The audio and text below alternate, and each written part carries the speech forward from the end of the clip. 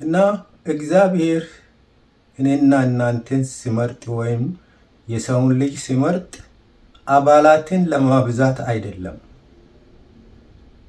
እግዚአብሔር ለሰው ልጅ ስለሚራራና ስለሚያዝን ከጥፋት ይድኑ ዘንድ ወደ እርሱ መጥቶ ሕይወትን ያገኙ ዘንድ በምድርም ላይ እርሱን እንዲያከብሩ ነው፣ ለክብሩ የተጠራን ሰዎች ነን።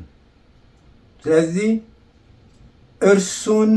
በእርሱ እንድንኖር ለክብሩ እንድንኖር ሕይወታችን ለእርሱ እንድንሰጥ እግዚአብሔር ጠራን።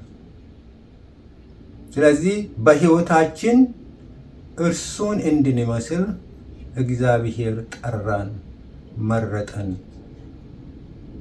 እርሱን የሚመስል ሕይወት እንድንኖር እንደገናም ደግሞ የእርሱ ወገን ሊያደርገን ልጆቹ ሊያደርገን ለክብሩ የተመረጥን ሰዎች ነን። እንድናመልከው እግዚአብሔር ከመረጠን በኋላ እንድናመልከው፣ እንድናመሰግነው፣ ተስፋ እንድናደርገው፣ እንድናገለግለው ነው እግዚአብሔር የጠራን። ለክብሩ ያመልኩኝ ዘንድ ሕዝቤን ብሎ ይናገራል እግዚአብሔር ቃል። እግዚአብሔር የተመሰገነ ይሁን። ስንቶቻችን የእግዚአብሔርን ቃል ትዝ ይለናል? እግዚአብሔር ለክብራችን፣ እግዚአብሔር ብንከተለው ብናመልከው፣ ብዙ የሚያመልኩ መላእክታን አሉ፣ ብዙ የሚያከብሩ መላእክታን በሰማይ አሉ። ብናመልከው ብናከብረው ግን ለክብራችን ነው። እግዚአብሔር አምላክ የተመሰገነ ይሁን። እንድናገለግለው ነው። አገልግሎት ስንል አገልግሎት ልዩ ልዩ ነው። በመድረክ ላይ ልናገለግል እንችላለን። በቤተ ክርስቲያን ልናገለግል እንችላለን። በግል ልናገለግል እንችላለን። ለእግዚአብሔር በተለያየ መንገድ የእግዚአብሔር ስራ ይሰራል። በተለያየ መንገድ ለእግዚአብሔር እንትን የምናደርግበት ጊዜውን ሰዓቱን የምንሰጥበት ሊኖር ይችላል። ማምለክ ራሱ አገልግሎት ነው። እግዚአብሔርን ማምለክ፣ እግዚአብሔርን ማምለክና እግዚአብሔርን ማመስገን፣ በእግዚአብሔር ፊት መሆን ራሱ አገልግሎት ነው። ስለዚህ አገልግሎት እግዚአብሔር የሚሰጠን ዋጋ፣ የሚከፍለን ዋጋ በእርሱ ዘንድ የሚመዝነው እግዚአብሔር የሚመዝነው በታመንበት መጠን ነው። ከእግዚአብሔር ዋጋ የምንከፍለው በአገልግሎታችን ከፍታ አይደለም። በታይትላችን እግዚአብሔርን ስናገለግል አይደለም። በታመነው መጠን ነው ከእግዚአብሔር ዋጋ የምንቀበለው። እግዚአብሔርን በተለያየ መንገድ በጸሎት በእግዚአብሔር ፊት ስንሆን እግዚአብሔርን ማገልገላችን ነው። አምልኮ በእግዚአብሔር ፊት መዘመር እግዚአብሔርን ማገልገላችን ነው። እግዚአብሔርን ማመስገን እግዚአብሔርን ማገልገላችን ነው። ስለዚህ እግዚአብሔር በምናደርገው በጌታ ስም ለምናደርገው ነገር ሁሉ እግዚአብሔር ዘንድ ዋጋ አለ። እግዚአብሔር አምላክ የተመሰገነ ይሁን። በሁለተኛ ጴጥሮስ ምዕራፍ 1 ቁጥር 4-6 እንዲህ ብሎ የእግዚአብሔር ቃል ያስተምረናል። ወገኖቼ ስለ ክፉ ምኞት በዓለም ካለው ጥፋት አምልጣችሁ ይላል። ስለ ክፉ ምኞት በዓለም ሳለን በክፉ ምኞት የምንነዳ የነበረ፣ በክፉ ምኞት የምንመላለስ ሰዎች ነበረ። በዓለም ካለው ጥፋት ሁሉ ከጥፋት እግዚአብሔር አስመልጦን የእርሱ ወገን አደረገን። ከጥፋት አምልጣችሁ ይላል።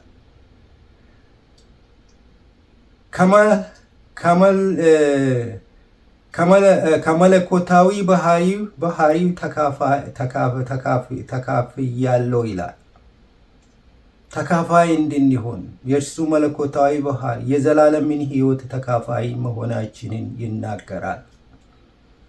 በተስፋ ቃሉ እንድንኖር የእግዚአብሔር ቃል ያስተምረናል። በተስፋ ቃል እግዚአብሔር በሰጠን የምንኖርበት መተዳደሪያ እግዚአብሔርን መስለን እግዚአብሔርን እንድንታዘዝ በእግዚአብሔር ቃል በተስፋ ቃል እንድንኖር እግዚአብሔር ይናገራል።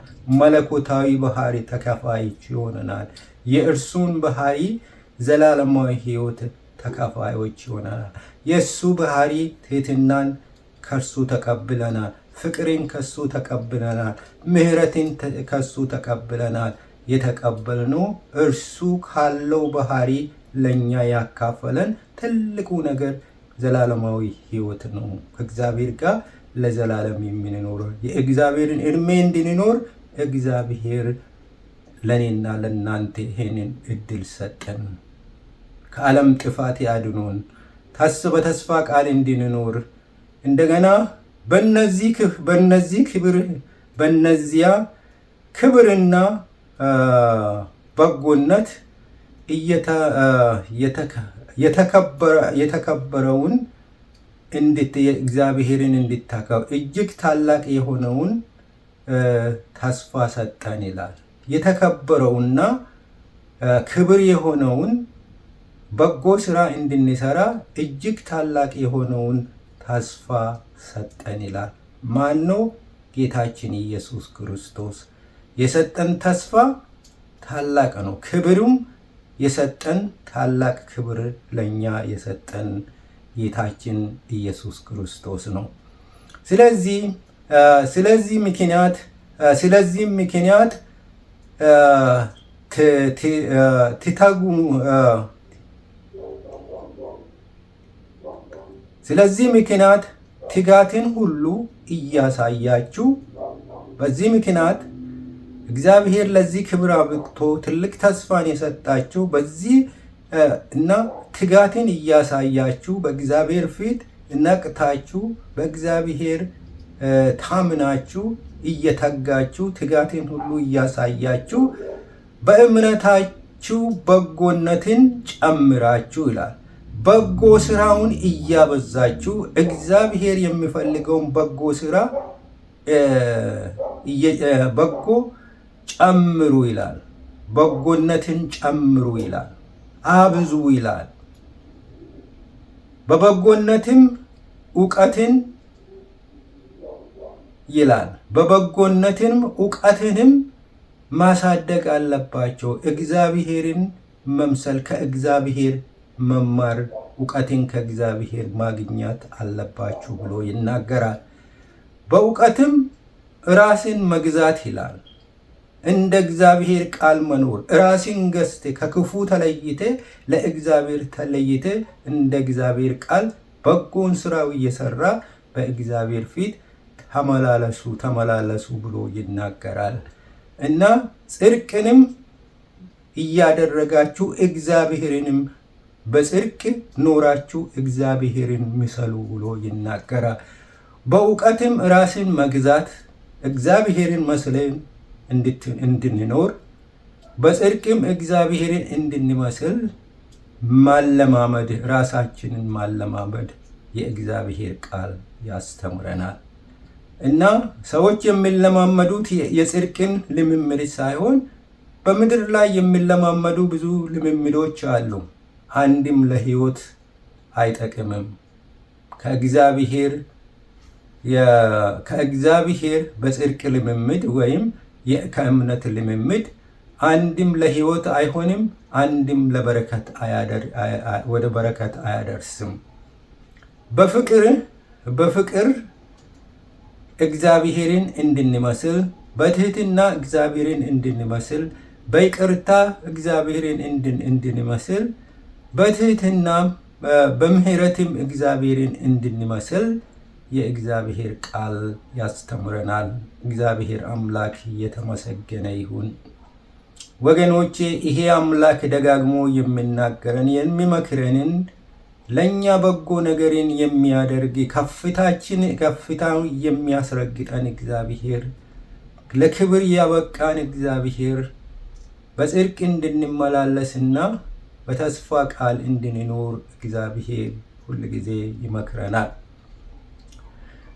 እና በኤፌሶን ምዕራፍ 4 ቁጥር 24 የእግዚአብሔር ቃል ደግሞ እንዲህ ይላል፣ ለእውነት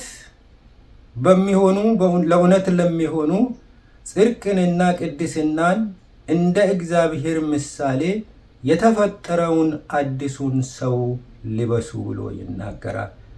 who is the new person? አዲሱን ሰው የምንለብሰው አዲሱን ሰው ልበሱት ይላል። አዲሱ ሰው ማን ነው? አዲሱ ሰው ሕይወታችን ያደሰው ጌታችን ኢየሱስ ክርስቶስ ነው። እሱን እንድንለብስ ነው። ሱፍ ልበሱ አይልም።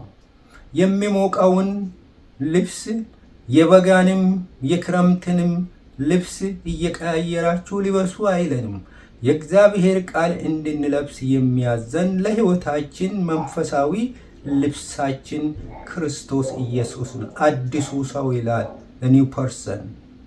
እርሱን እንድንለብስ ነው። ክርስቶስን ለብስን በእምነታችን ክርስቶስን መስለን ስንኖር ነው።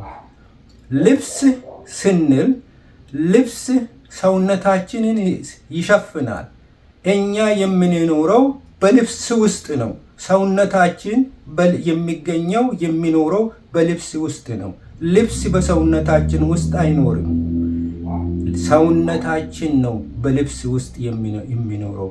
እኛም ሕይወታችን ክርስቶስ ውስጥ መኖር አለበት። አዲሱን ሰው ለብሳ አዲሱን ሰው ማንጸባረቅ አለበት ሕይወታችን።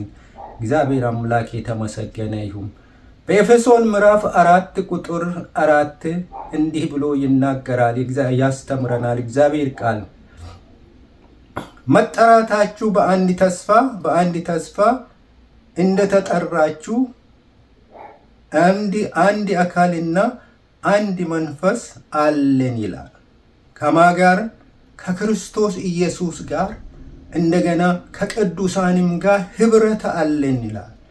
አንድ ወገን ነው። አንድ ቤተሰብ ሆነናል በክርስቶስ ከቅዱሳን ጋር። ከክርስቶስም ጋር አንድ አካል ሆነናል። አንድ መንፈስ አግኝተናል። አንድ መንፈስ ሆነናል። ከቅዱሳንም ጋር ደግሞ አንድ ህብረተሰብ፣ አንድ ቤተሰብ ሆነናል። አንድ አካል፣ አንድ መንፈስ አለን። አንድ ተስፋ ሁላችን የሆነው ኢየሱስ ክርስቶስ እንደነገረን እንዳስተማረን በእርሱ አንድ እንድንሆን አንድ መንፈስ አለን፣ አንድ አካል አለን። ምክንያቱም መንፈሳችን አንድ የተለያየ አካል ቢኖረው በመንፈሳችን በምድር የሚኖሩ ሰዎች በመንፈሳቸው የተበታተኑ ይሆናሉ። እግዚአብሔር ቃል ግን በጌታ በኢየሱስ ክርስቶስ ለዳኑት አንድ አካል ሆነናል፣ አንድ ቤተሰብ ሆነናል፣ አንድ መንፈስ አለን፣ አንድ ጌታ አለን፣ አንድ ተስፋ አለን። በእርሱ እንድንኖር የእግዚአብሔር ቃል ያስተምረናል። why we are called by God እርሱን እንድንመስል ለእርሱ እንድንኖር እግዚአብሔር ለክብሩ የፈጠረን ሰዎች። ለዚህ ነው ጥሪያችን የተጠራን ወይም የተመረጥ ነው። በሁለተኛ ጴጥሮስ ምዕራፍ 1 ቁጥር 10 እንዲህ ይላል፣ ስለዚህ ወንድሞች ሆይ መመረጣችሁና መጠራታችሁን ታጸኑ ዘንድ እመክራለሁ ብሎይና ታጸኑ ዘንድ ይላል። መመረጣችሁን ታማኝ ሆናችሁ አጥብቃችሁ ትይዙ ዘንድ አጽንታችሁ ትይዙ ዘንድ መመረጣችሁና መጠራታችሁን ታጸኑ ዘንድ ወይም ታጠነክሩ ዘንድ ከፊት ይልቅ ከድሮ የበለጠ ከተቀበልነው ጊዜ ጀምሮ ዛሬ መዳናችን ወደፊት ወደኛ በቀረበበት እና ጌታ ኢየሱስ ክርስቶስ በደጅ በደረሰበት ሊመጣ ባለበት ከበፊቱ ይልቅ ትጉ ብሎ ይናገራል። ታጻጽኑ፣ ትጉ ይላል። ይልቁ ከፊት የበለጠ ትጉ፣ ትጋት ይኖራችሁ። ጌታ ቅርብ ነው፣ ሊመጣ ነው። ስለዚህ በትጋት ኑሩ። ጌታን ጠብቃችሁ፣ ጌታን ጠብቁ፣ ጌታ ሊመጣ በደጅ ደርሷልና ብሎ ይናገራል። ከቶ ስለዚህ እነዚህን ብታደርጉና ብትታዘዙ ብትፈጽሙ እነኝህን ትእዛዝ ከቶ አትሰናከሉም ይላል። ከእግዚአብሔር ፊት አትጣሉም። በጉዳት አይደርስም። መሰናከል በሕይወታችሁ አይደርስም ብትታዘዙ። እነዚህም ብታደርጉና እግዚአብሔር ያለውን ሕግ ብትታዘዙና ብትፈጽሙ ከቶ አትሰናከሉም ይላል። ጌታ ኢየሱስ ክርስቶስን ተስፋ ስናደርግ ከሚደርሱን መሰናከል ሁሉ የሚያድን እግዚአብሔር ነው። እግዚአብሔር አምላክ የተመሰገነው። እግዚአብሔር ተስፋ ያደረግነው ከመሰናከል ሁሉ ያድነናል። ጌታ ይባረክ። በሁለተኛ ተሰሎንቄ ምዕራፍ 3 ቁጥር 5 የእግዚአብሔር ቃል እንደገና ሲያስተምረን ጌታም ወደ እግዚአብሔር ፍቅር ወደ ክርስቶስም መንግሥት ልባችሁን ያቅና ይላል። እግዚአብሔር ይርዳችሁ። እግዚአብሔር ያግዛችሁ። ይሄ የተጣመመው ልባችሁን ያቃና፣ የኮበለለ ልባችሁን እግዚአብሔር ወደ እግዚአብሔር ፍቅር ይመልስ። ከፍቅር የራቀ ወደ አመፃ የተሰማረ ልባችሁ እና ድንዛዜ የሞላው ልባችሁ፣ ክፋት የሞላውን ልባችሁን እግዚአብሔር እርዳችሁ። ወደ እግዚአብሔር ፍቅር ጌታ ወደ እግዚአብሔር ፍቅር ወደ ክርስቶስ መንግሥት ልባችሁን ያቅና፣ ልባችሁን ይመልስ፣ ልባችሁን ያቅና ብሎ ይናገራል። እግዚአብሔር አምላክ የተመሰገነ ይሁን። ጌታ ይባርክ።